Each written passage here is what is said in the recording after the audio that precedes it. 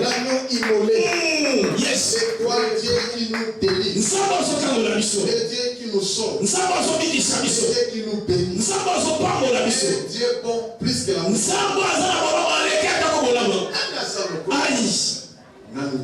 Yes. Amen. Dieu était Dieu. On sera qui ça? Dieu. On s'en sort. Mais toujours mais on continue à la faire ensemble. Mais si on recommence les mots, on sera toujours Dieu. On sera ensemble. Dieu est roi. On s'en court. À l'éternité. Mais yes. Aïe. Papa. Yes. Un Dieu qui n'a pas de succès. Il n'a pas de père ni de mère. Il n'a pas de généalogie. Voilà le roi que j'adore. Le Seigneur, c'est lui que je prêche. Il était mort. Il est revenu à la vie. Il est vivant jusqu'à présent. Il restera toujours vivant.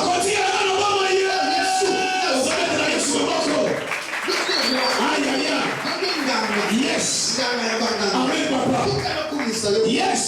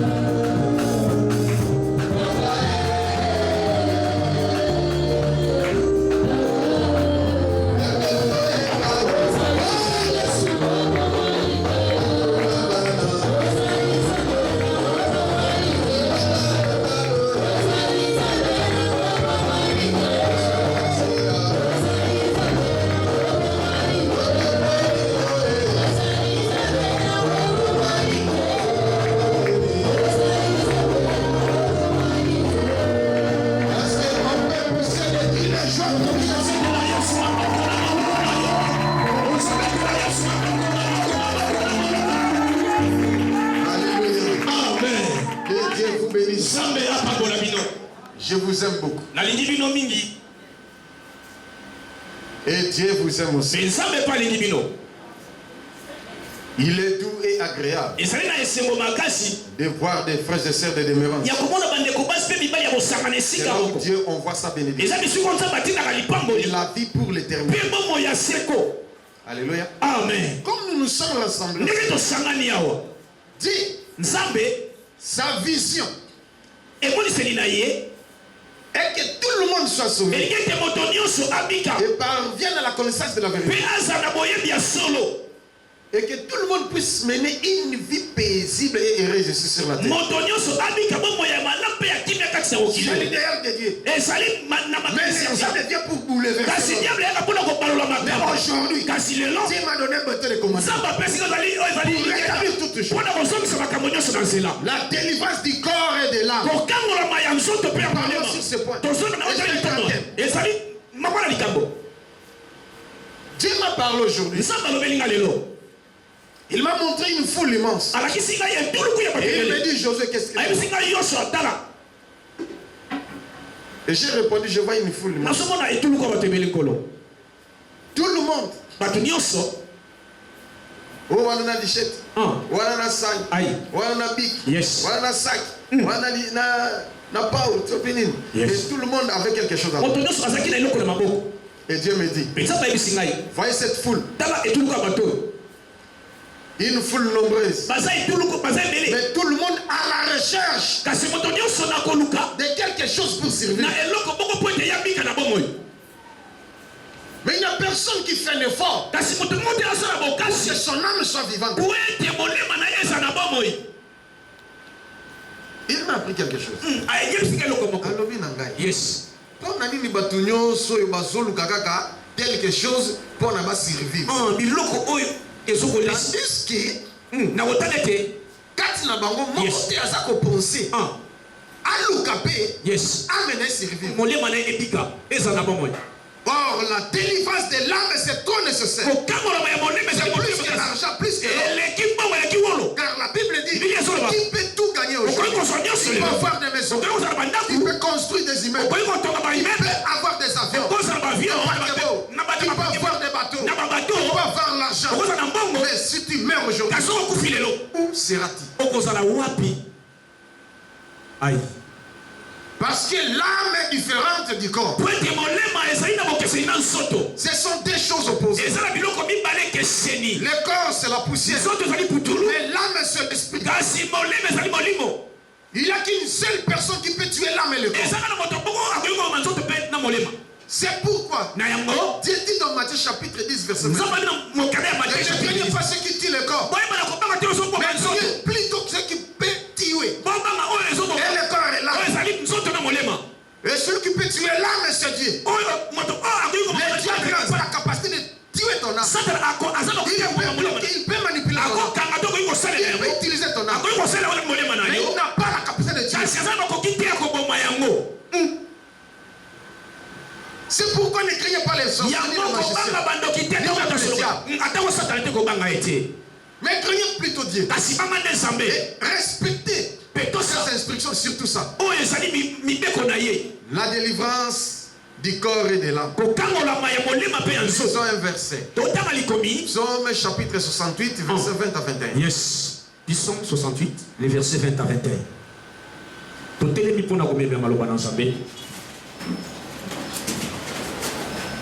Psaume 68, versets 20 à 21. Bénissons le Seigneur chaque jour. Quand on nous attaque, Dieu nous délivre. Zambe akumisama mikolo nyonso. Poete soki banguna bajingeli biso Zambe azo délivrer biso. Dieu est pour nous le Dieu de délivrance et l'Éternel, le Seigneur, peut nous garantir de la mort. Zambe azali pona biso Nzamba délivrance. Pe ye moko akoki kobikisa biso ata na liwa. Amen. Loba amen. Amen. Vanda na place. Yes. C'est la parole du Seigneur. Manifeste-toi sur nous. Agis dans ta parole. Chante tes enfants. Nous avons besoin de vivre. Et mener une vie paisible le reste de ce soir. Au nom de Jésus. Amen. Alléluia. Amen. La délivrance du corps, c'est très nécessaire. On avait bien dit, Dieu est pour le corps. Et le corps est pour Dieu. On avait même donné le verset. Mais je ne peux pas reprendre. Ton corps là, sache que c'est le temple de Dieu. Il est pour ton corps. Et le corps est pour Dieu. Et ton âme aussi. Ça appartient à Dieu. C'est pourquoi tu vas voir la délivrance de ton élève. On dit fait l'effort de chercher l'argent. De chercher le boulot. Il te joue dans les pieds de Dieu. Tu dois faire aussi l'effort de sauver ton âme. Nous sommes au temps de la fête. Tout le monde a besoin de manger de boire. Multiplier sa femme. Pour venir une vie paisible. On vient de l'âme d'une personne. La valeur plus que c'est pourquoi on ne jamais dit. Il y a de l'or, mais c'est la mienne. Aujourd'hui, tu as de la force. Tu es encore jeune. Et demain après demain. Et après le surlendemain, il mourra. Ton corps sera enterré. Les corps vont rentrer dans la poussière. Mais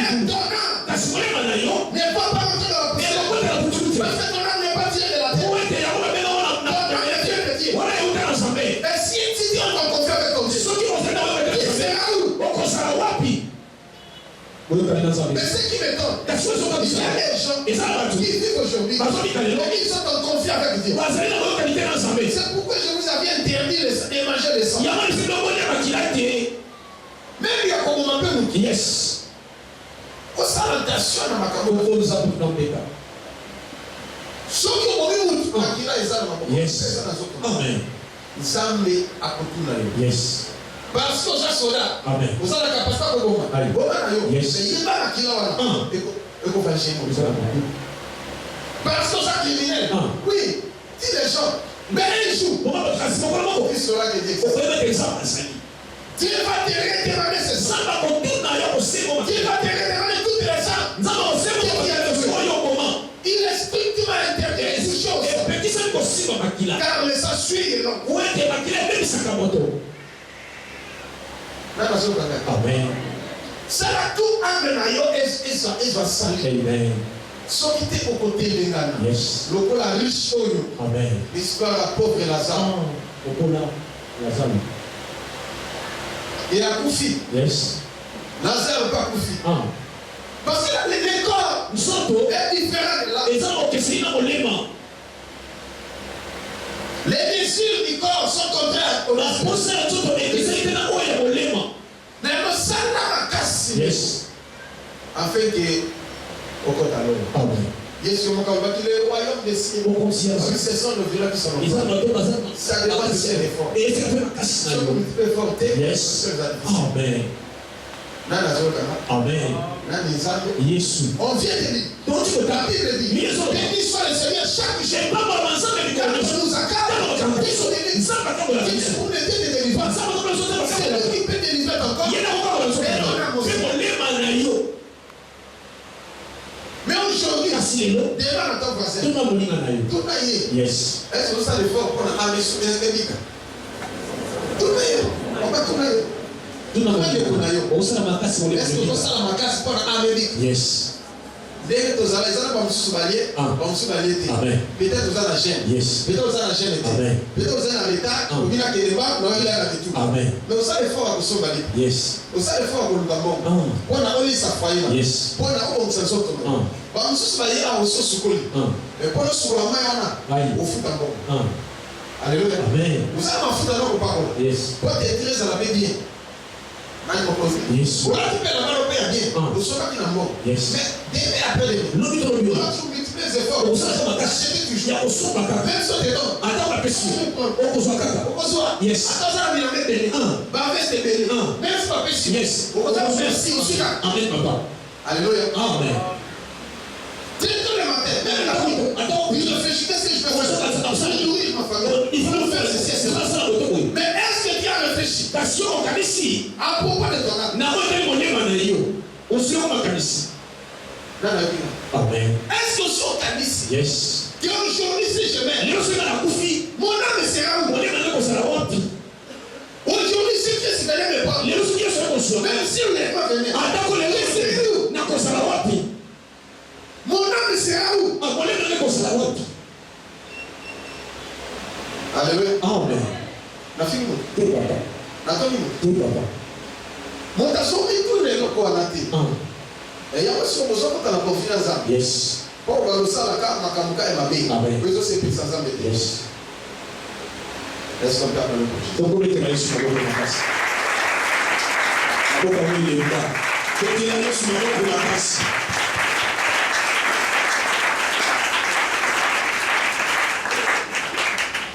On doit craindre celui qui dit le corps est là. Et c'est que nous parlons Et on va faire l'effort. Parce que à l'État, il ne tombe pas ma casse. Dans l'âme, il y a la richesse. Dans l'âme, il y a le succès. Il y a tout dans l'âme. C'est pas les occultistes. Ils n'ont pas besoin de manger cette chose. Ils ont besoin d'utiliser l'âme. Mais les sorciers, ils ont besoin de manger la chose. C'est pour qu'ils sont pauvres. Je suis besoin de l'île où on veut l'aider. Tout le monde est là. On les dit, nous autres, on les dit, Yes. Amen. Tout le monde.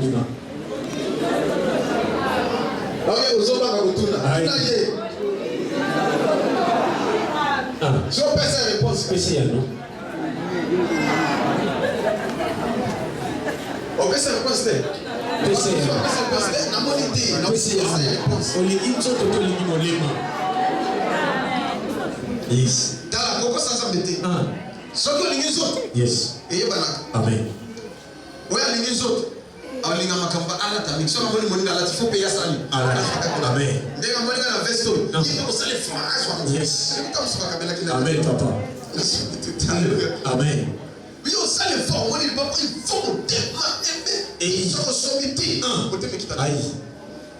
Alali a son kanisa. Lobi ba kofi. Yes. Aïe aïe. Yes. Ba komo. Ba kofi. Aïe. Na ko la kisa bango. Donc il y a lati ko ba mo na ibala kisa. Ala kisa. Oya lingiso. Awi na ko lia, j'ai les solutions. Il faut le voir estomac. Bah les yeux pour bébé. Jésus. Oh, tout ça la retraite, tout ça la payer. Dieu pas en tout cas, en tout cas raison. La bosse. Ton azul va venir. Solo. Parce que l'Église a cambazo. Amen. Oh, ma fout à mon bébé, et ça, ils ont l'homme, il fasse vraiment. Yes. Ouais, l'homme, il fasse vraiment. Ouais, l'homme, est-ce qu'à cause ça là, il faut qu'on a assoit, nous sommes pour entretenir nous autres. Amen. Alléluia. Amen. Est-ce que ça m'a dit? Nous avons besoin de salité. Il faut se rappeler propre. Amen. Mais ceux qui sont dans la Bible, ceux qui ont commis ami du monde, automatiquement ont commis ennemi du monde. Sois examine-toi. Qu'est-ce que toi tu fais? Est-ce que tu aimes le corps ou tu aimes l'esprit? 2 Corinthiens chapitre 13, verset 4. Yes. Nous voulons prier. On ne va pas faire aujourd'hui. Tout le monde l'a dit. Les noms amènent les choses à délivrance. Amen. Les choses de délivrance dans âme et affectera les autres. Amen. Lisons ces versets. 1 Corinthiens chapitre 13, verset 4. À 5.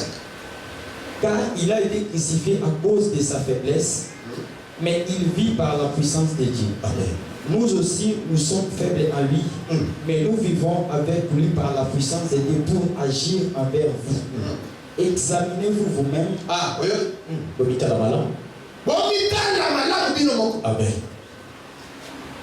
Pour savoir si vous êtes dans la foi. Éprouvez-vous vous-même.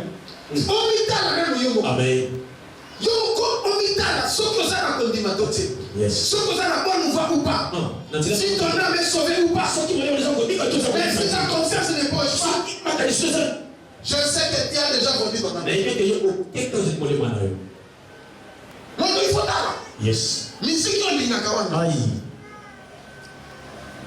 Dans la vie émission moko libala ko sembolo. Bazo tuna motuna ipande moko étudiant. Batuni moi si na yeba kalinga ko yeba nini? Aïe. Alléluia. Amen. Oh moi si na kalinga ko yeba nzembo soki ya mari misambo soki. Nzembo ngoni on a évité. Yes. Oh ayi moko no parce que ngana linga mingi ne we enso. Amen. Na musique we enso na linga ne we enso. Yes. Mais ya linga so mari misambo ayeba ka ngumi misambo sala musala to ayeba ngumi. Nzembo ngoni on a évité. Aïe. C'est ça seulement. Il aime la chair. Yes. C'est pourquoi il joue avec le chèque. Amen. Aïe. Combien de fois combien? Triple. Yes. Triple champion. Amen. Alléluia. Amen. Parce que premier tour, ton premier. Deuxième demi premier. Troisième demi premier. Yes. Aïe. Alléluia. Amen. N'a question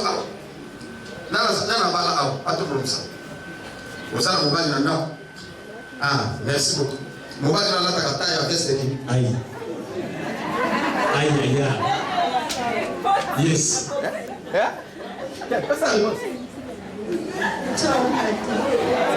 Alléluia. Amen. Aïe, soumis. Amen. Alléluia. Yes. Alléluia. Natu na tote. Tuna papa. Papa, moi, je suis en train de soutien. Alors, dans la journée. Mais comment on comprend? Est-ce que ça tombe? Maman, ça va? Hein? A échoué. Maman va pas échouer. Là, on t'a embêté. Oui, maman, à ça va? Maman, par quoi ça va? T'as eu ça? Yes. Numéro 2. Ah, c'est que papa dit. Amen. Amen. Amen. Mais ta maman va pas le faire, c'est moi qui vais le faire. Amen, papa. Dans mon cause. Yes. Ce que la Bible dit. Yes. Examinez-vous vous-même. Si vous êtes dans la force ou pas, faites un examen de conscience. Est-ce que tu pries dans la vérité? Est-ce que tu es sauvé? Est-ce que ton âme est sauvé? Ou alors on s'en perd pas dans le second. Tu as reçu le baptême de l'esprit. Est-ce que tu marches sciemment les normes? Surtout quand on a voulu qu'il y ait quelque chose amen à yo et te. Amen. Amen. Nani mokozi? Yesu. Les faits sont quand même un effort. Pour être sauvé. Pour la tokika. Fais un effort parce que Dieu vient bientôt. Pour sauver nos âmes. Sauver. Naïbisio. Pourquoi ça la surprise? Yes. Alléluia. Amen. Mettez encore le mot.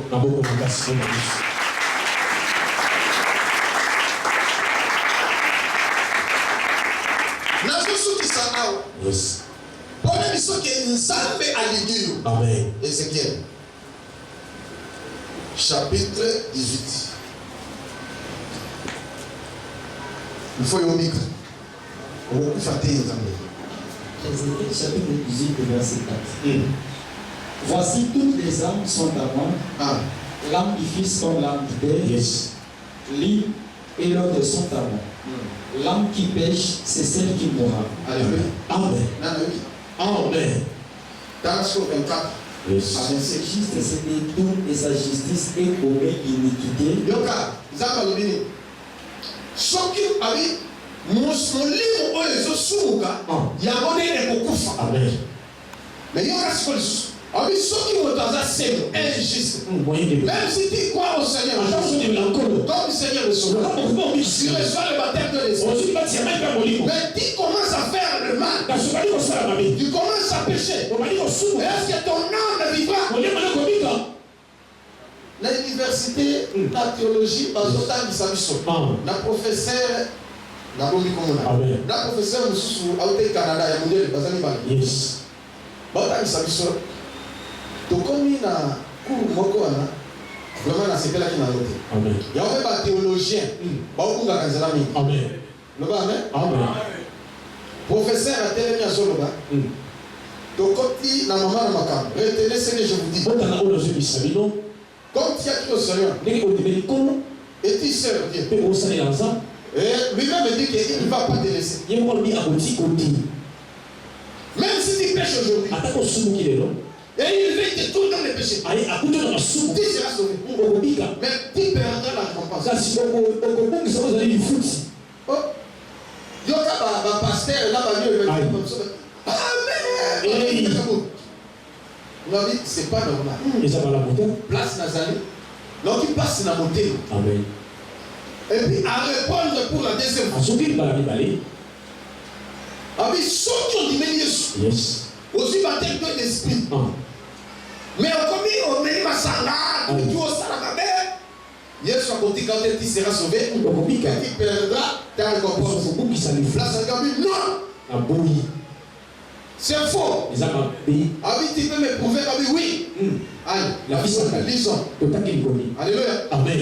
Ézéchiel chapitre 18. Yes. Verset 4. Bataille. L'âme qui pêche, c'est celle qui mourra. Verset 24. Yes. Si le juste se détourne de sa justice et commet l'iniquité, ceux qui montent dans sa scène, s'il imite toutes les abominations du méchant, vivra-t-il? Toute sa justice sera oubliée. Ah. Bible le dit. Aussi, vous avez dit ce que vous dites. Bible le dit, bon, justice n'est ni on se salue. Et vous, amen. Yes. Parce qu'il s'est livré à l'iniquité et au péché, à cause de cela, il mourra.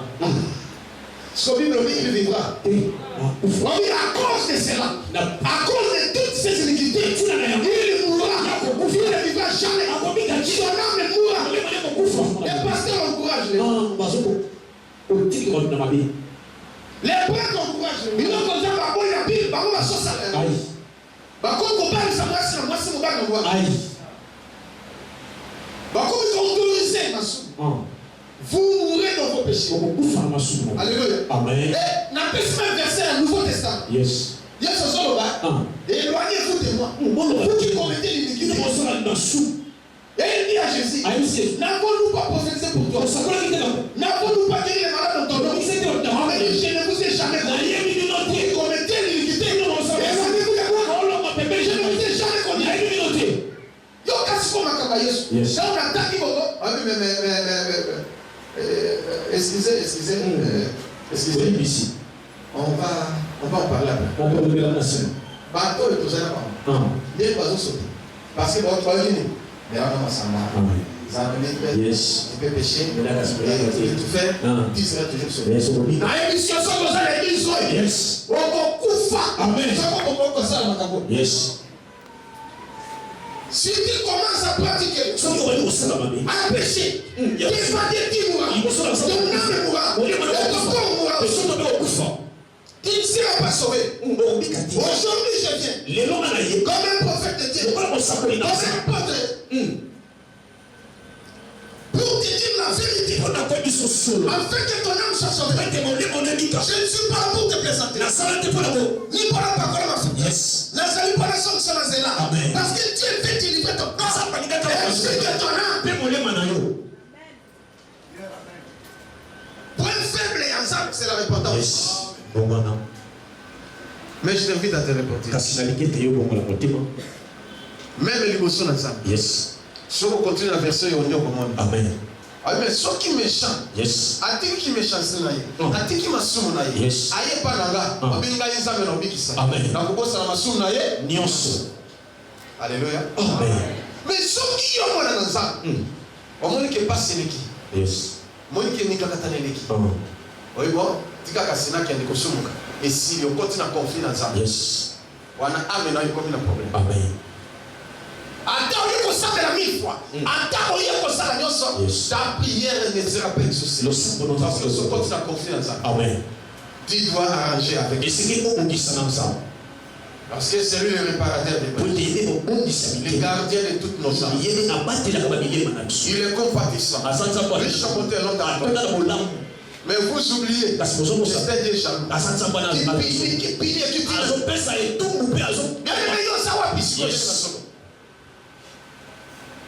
Les gens aiment la prophétie. Les gens aiment les miracles. Les gens aiment l'argent. Oui, c'est bon, c'est pas mauvais. Mais une chose, c'est ça. Amen. Ici, on prophétise. Moi, Dieu est dit les miracles. Vous êtes témoin de plus cette chose. Mais il m'a dit qu'il va insister pour les saluts des saints. Yes. Comme ça, pas comment on a pété. Amen. Amen. Ma prophétie mingi pour la vie. Est-ce que qui ça Masakoli. Ego qui ça mati. Ma kabonsu c'est vrai. Mais ego qui ça joue au Koluka sali à âme. Yes. Parce que la Bible dans Matthieu chapitre. Nous cherchons premièrement le royaume de Dieu. Et sa justice est possible. Les choses nous seront après. Et on a la cifre.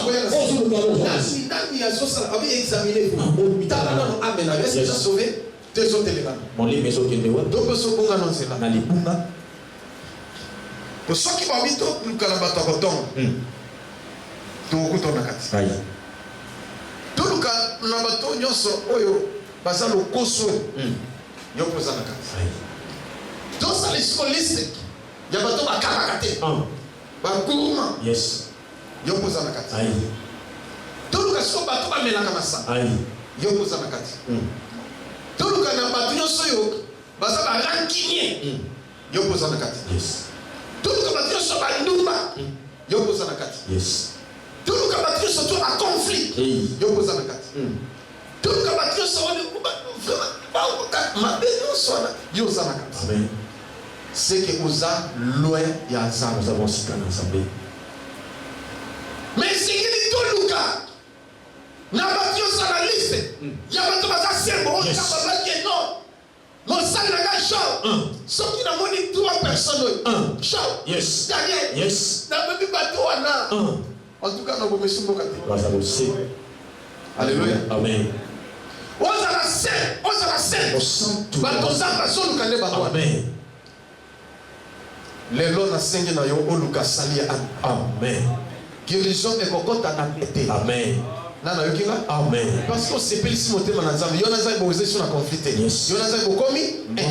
Amen. Nana yokinga? Amen. Yanga lobi que béni soit le Seigneur chaque jour. Et pas pour l'ensemble de nous accorde. C'est nous délire. Ça passe au camp. Même si tu es accablé par la maladie. Les 7 maladies soient maudits aujourd'hui. On a une laquelle la maladie. On dit la maladie. Laquelle il a bien dans ton corps. Et que tu es capé dans yon. Yes. Malade de 5 places dans notre. Amen. Nana yokinga? Amen. Même si blocage est yes. Et ça mana pété. Même si problème est yes. Ça peut pas solution. Même si vous échouez les noms. Yes. Il y a pas que prochainement tu vas réussir. Amen. L'obé on reçoit. L'obé amen. Amen. Nani mo konzi. Yes. Yo kasi ba na zambe échouer kate. To ba kuta problème. Bo so zambo élection est prête. Yes. Oui ko échouer kan so zangi mayele to zangi moye. Mais so kan deta musu bakati yo tam musu pe problème yaki. Yes. Et ko échouer. Amen. Yango eze échec ya belate. Amen. Tango ya ko zonga simo bande. Ndo zozwa. Amen. Alléluia. Amen. Et puis ko exceller ou avancer sali succès. Yes. Nani mo konzi. Yesu. Nani mo bikisi. Yesu. Mais ça là est fort. Amen ayo ezala sauvé. Amen. Ça là est fort. Ozala en bon terme na nzambe. Amen. Nani mokonzi? Yesu. Fofula na monaki. Bato ebele na monde. Yes. Bazulu kaka miracle. Bazulu kaka prophétie. Yes. Bazulu kaka mbongo. Bazulu sala effort baluka kobota. Baluka libala. Yes. Baluka musala. Baluka promotion. Bazali ko tourner kaka esika moko. Va voyage qui même va voyage dans l'avion. Au bout t'as jamais montré Azulu ka sali. Ya amen. Amen. Azulu kaka azwa guérison. Il y a des gens qui viennent ici. Ils viennent des États-Unis. Ils viennent de l'Europe, Asie, Australie, par là. Mais mon keka na bango Azulu ka sali ya amen. Yes. Na ya bango bi kolonyon. Amen. Mais il y a mis quelques-uns qui sont venus chercher les salis de leur âme et de leur corps. Mais arrivé chez moi dans ma maison. Donc, quand nous avons un aéroport, voilà les petits à 1 heure. De le voir aéroport 1h20 minutes ou 1h30. Donc, comme il y en a pour 2 heures, tu as la sécurité maintenant. Alléluia. Amen. Mais tant que balali na balali kana chambre auto c'est pas que balali balo kana tongo babiki. Amen. Parce que dans leur esprit, ils sont venus chercher la délivrance de leur corps et de leur âme. Mais ils sont venus après, mais tu es jusqu'au bout, yes. Bageti, la magie, basu, baptême au nom de Jésus. Amen. C'est comme ça qu'il vient d'avoir Jésus-Christ. Amen. Yes. Les noms. Amen. Alléluia. Amen. Maman, nous sommes ça, on t'appelle ici, dans le musique. Yes. Aïe, ils sont toqués aux autres comme une. Maman n'a pas payé ce qu'il a connu, il a été finalement. Il faut qu'un huile d'olive. Moi, huile d'olive, il m'a foutu à Dieu, ça a gâté, et l'homme va gâter, mais finalement, maman a souffert pendant plusieurs années. Mon mari n'a pas bon. Alléluia. Amen. Maintenant, pour les poteaux, tout passe par. Mais à commis, maman l'ennemi, tu commis iné. Tu peux s'essiga à l'ali, à la mukanatombo abiki. Amen. Alléluia. Amen. A getinga lema, a passer l'examen général. Et l'autre trace à ta maladie de mon côté. Amen. Là, il faut que Jésus. Et abandi konyane bilo konyo sona c'est.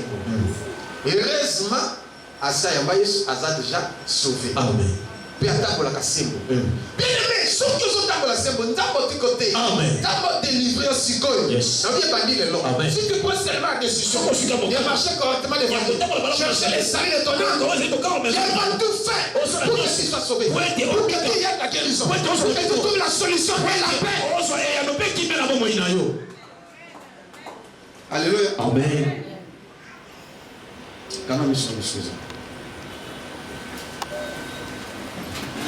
Semaine de Tozoko Tassiko.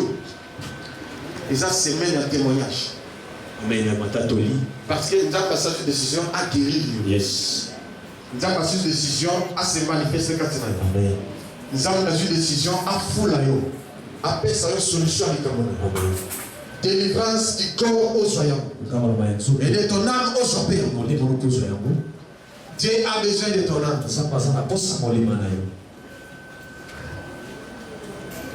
Dans l'arrière-vie, tu dois arranger avec Dieu. Dieu m'a donné une puissance pour délivrer les gens, pour guérir les malades, pour prophétiser. Mais aujourd'hui, il m'a parlé. Josué, tu vois, une foule immense. Tu cherches seulement la délivrance du corps. Mais on oublie que la délivrance de l'âme est très importante. Si ton âme n'est pas délivrée, même si on suit comme le nom, lobby, on va perdre l'union. Amen. Parce que tu es en conflit avec ton créateur.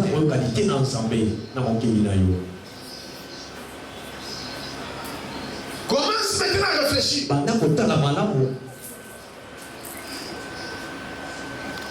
la Bible est examinez-vous vous-même. Si vous êtes dans la foi, si vous êtes dans la bonne voie, faites cet examen maintenant. L'examen est conscient. Ça là, yango. Yes. Et dans le livre d'Examen, Yes. parce que ça a besoin à répondre. Amen, papa. Ça a besoin à faire son succès. Amen. Même que les autres ils ont poussière, mais aussi longtemps qu'ils ont vivre, ils ont besoin d'aimer bien. Amen. Et là, t'as bien. Amen. Aimer la bien. Amen. Ils ont besoin de bala. Yes. Ils ont besoin de bota. Yes. Ils ont besoin de faire bon. Yes. Ils ont besoin de voyager. Yes. Ils ont besoin de bien entretenir. Amen. Mais ils ont les autres. Amen. Mais il fait ça va bien. Mais pourquoi les autres les ont quand même complications? Faiblesse sexuelle, yo. Impuissance sexuelle, yo. Hémorroïde, yo. Kyste, yo. Biome, yo. Fibrome, yo. Cancer, yo. Il faut m'appeler quelqu'un les autres noms. Non. Il fait si la tombe à Jésus. Amen. Bien aimé, tu vas arranger avec Dieu. Je suis prêt à vous recevoir. Les amis battus, c'est pas confessé puisque je vois Battelé. Yes. Ça va green. Battelé, ça va comme on peut essayer. Amen. Dévier cela. Yes. On continue à confier dans ça. Amen. Pour ceux qui déjà amènent, continue à confier dans ça. Yes. Tu auras un problème. Ta vie ne va pas marcher. Mais voici le temps favorable de Dieu te donne. C'est répondre sincèrement. Et à partir de l'oublié, on a pas vu le nom. Yes. Et ça va chez nous, on a pas vu. Amen. Afin que nous avons eu de l'homme. Amen. Et amener ça à sauver. Yes. Quand nous sommes là. Parce que quand nous sommes là, la personne t'a réfléchi parce que la personne qui a versé que tu dois t'examiner toi-même. Si vous avez la bonne voie à côté, si vous avez la voie à côté, si vous avez les années, amen, les années, les autres, les autres. Oh, si tu pêches, on a fait, on doit confier avec toi. Mais il y a d'autres péchés. Donc il va demander pardon auprès de l'homme de Dieu. Sauf ceux qui ont fait ici matin. Yes. Comme un anazan, oui, ça c'est ce que tu peux faire. Parce que Dieu m'a donné ses pouvoirs.